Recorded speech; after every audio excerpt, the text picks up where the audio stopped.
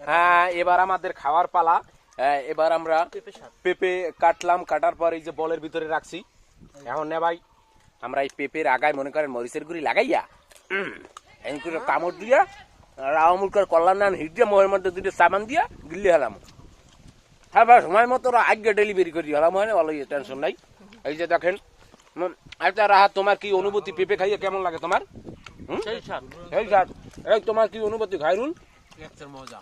জাহিদুলের মজা, একটা মজা লাগে। সনের সেই স্বাদ, সেই স্বাদ। সেই স্যার দৌড়িয়ে সুপার গুনিয়া বাইবত তরমুজ আলীর। যাই হোক, আমরা এবার পেঁপে খাই। গরমের ভিতরে মরিচের গুঁড়ি, চিনি, তারপর ট্যাঙ্গা দিয়া মরিচের গুঁড়ি যদি সমান ভাগে করিয়ে তেল দিয়ে মাহায়, যার যার খাইতে মন চায় তোর লাগ যোগাযোগ করতে হবে।